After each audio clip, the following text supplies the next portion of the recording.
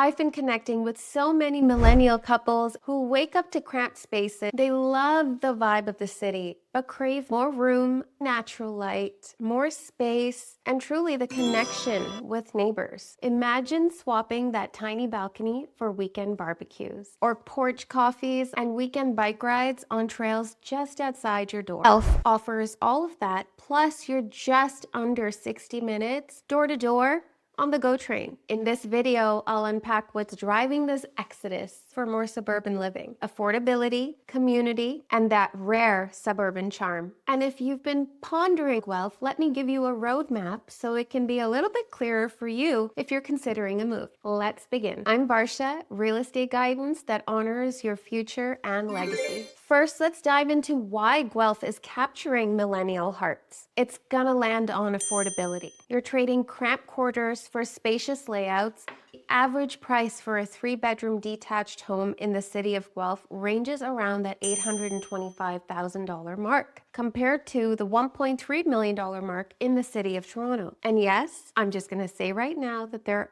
are micro markets within Guelph, so knowing which neighborhood you want to end up in is crucial. But it's not all about price. It's also about value. That extra 700 square feet could mean a private space for you to carve out your home office, maybe even a home gym, or a podcast studio, if you will, or even a playroom for your kids. Next, when you think of Guelph, you're going to think of community and connection. Picture this. Saturday mornings at the Guelph Farmers Market. We're talking year-round farmers market, featuring some of our most fabulous local artisans. Lots of friendly waves as you're going for bike rides in and around Kortright Hills and all of the trails that surround Guelph. And actually, you'll be hard-pressed to not find a trail just tucked into neighborhoods all over the place. These moments build bonds, and that's what suburban living is all about. Guelph boasts over 50 parks. And yes, some of them come equipped with some of the most fabulous splash pads, skate park, tennis courts, pickleball courts, you name it. So let me ask you this. When was the last time you looked out your home office window into a forested path?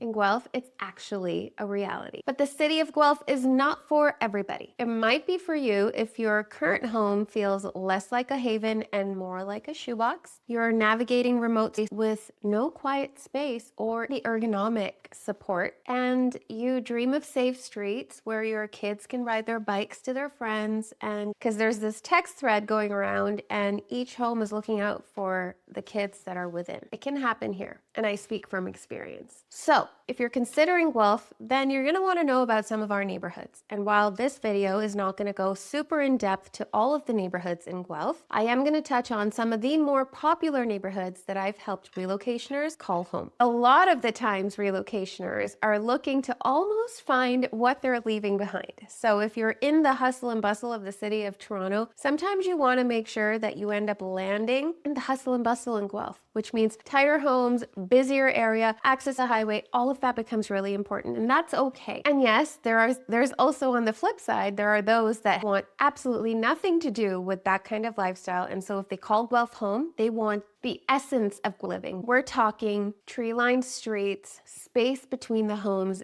deep lots, and each home having a little bit of a quirky, unique character to it. You can have all of those different markets right here in Guelph, which is why I keep saying in almost every video, if you're considering a move to Guelph, you really need to know the micro market that you're in. Okay, let's talk about some of the neighborhoods that a lot of GTA or Toronto relocationers end up filtering and moving to in Guelph. We can't miss South Guelph, specifically Clairfields and Westminster Woods. Those neighborhoods already come stocked with top-rated schools as well as easy access right down Gordon Street and right to the highway. So if getting to the 401 or even getting to the GO is a priority to you, you'll probably end up there because you're gonna find a lot of mixed dwellings in that area. You can find townhomes, semis, single-family detached, as well as town options, condos. So that ends up being a really great hub, and you'll end up looking around and saying, hey, I used to live in Toronto, and they'll say, oh, I used to live in Toronto, and then you'll find common ground, and then you'll start community. That's just how it is. Now, this neighborhood is not on the top of most people's list, but I want to enlighten you on just how much of a gem it can be. Kortright West. While sometimes overlooked because it doesn't have the fancy appeal of, say, Kortright East or Kortright Hills, yes, certain pockets of Kortright West are very student heavy because, hey, we have the university here, we have Conestoga College here, lots of people doing postgraduate degrees here as well. But there are pockets in Kortright West, the original settlers of Kortright West, as they'll let you know. Those homes, the character in those homes, those lot sizes, those trees, their yards, it really is the essence of Guelph living. So don't overlook Kortright West. And also, if you're thinking affordability, you can probably stretch your dollar just a little bit further in Kortright West than you could in Pine Ridge and Westminster Woods. And finally, Grange Hill East. Now remember, I'm not going over all of the neighborhoods that we have here. There will be a separate video for that. But Grange Hill East, which is on the east end of Guelph, actually seen so much development, and naturally many people relocating from the GTA, the Greater Toronto Area, or Toronto proper end up in Grange Hill East. There's new townhomes and detached homes that are built after 2015, so a little bit newer, and have a lot of open plan design. So if you're into that sort of open concept living, and hello, can we talk about the access to Guelph Lake conservation?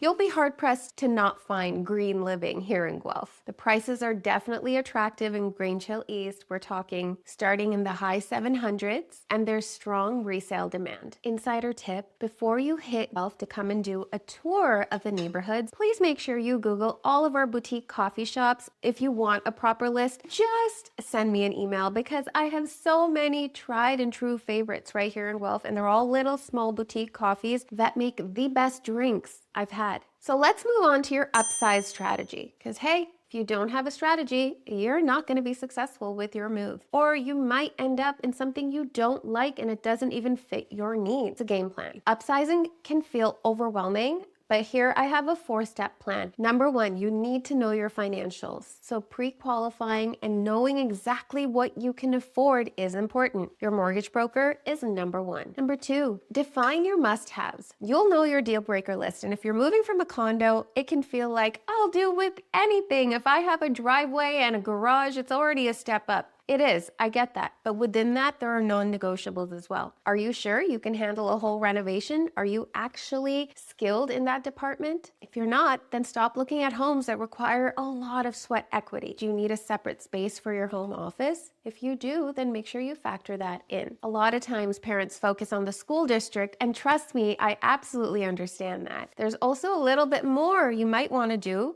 Keeping in mind, is Guelph going to be a long-term play for you? If so, making sure you nail down the location is important for future appreciation. Number 3, timing your move. I know, I'm notorious for saying you can't time the market, and that's not what I'm suggesting. Decide whether you can buy first or sell first. If you need equity, then sell first so that you have clarity when you go ahead and purchase a home. If the market timing favors buyers, then make a conditional offer so that you can move with ease and clarity and make a safeguarded decision. Now, number 4 is a little bit of a different take, but inspection and renovation mindset. You'll find a lot of the homes on the market could actually look a little bit dated. That's because they are. They may need you to allot for about 5 to 10% of your overall purchase price to put the upgrades that you would want in the home. That means you could leverage that into an offer and then acquire the home and customize it in the way you would want. And it would be something small. Say it needs a fresh coat of paint and some lights. You can do that. Whether it needs some exterior work and a fresh new door, you can do that. Right? Small little jobs here and there, but come in with that mindset. Try to look a little bit beyond what's right in front of you if it looks a little bit dated. Here's another pro tip. If you're going to tour homes, try and do so midweek with your professional realtor. It really gives you that little bit of space. It's a little bit quieter midweek for showings, and then you can take your time looking at the home, looking at the neighborhood, and really putting on your investigator hat when you're planning your relocation. Now, I would be remiss if I didn't talk to you about my dear clients who actually said, hey, I'm not moving to Guelph. And I was like, I'm not trying to sell you Guelph. I can help you move to Milton. And sure enough, they were moving from Mississauga. And somehow we ended up saying, hey, if you can actually get this 2-car garage detached property in Guelph, and you're telling me that only adds 20 minutes extra on the highway, then I'm willing to look at Guelph. And that's what we did. And I'm so happy to report that they now own a home in Guelph. Now, no, I didn't give you much to take there. I get that. but it inevitably happens. A lot of people can easily overlook Guelph on the 401 corridor at times, and maybe that's a good thing. Guelph is its own little gem here. It's a best kept secret in many ways, but I would be remiss if I didn't say, hey, if you're looking to relocate from Toronto and you're looking out west anyway, the GTA West as they call it, then you owe it to yourself to come and check out Guelph, because you'd be surprised at just how much community and just how much value you're gonna find here in our royal city. Oh my gosh, I'm wearing green. It's like a Guelph thing.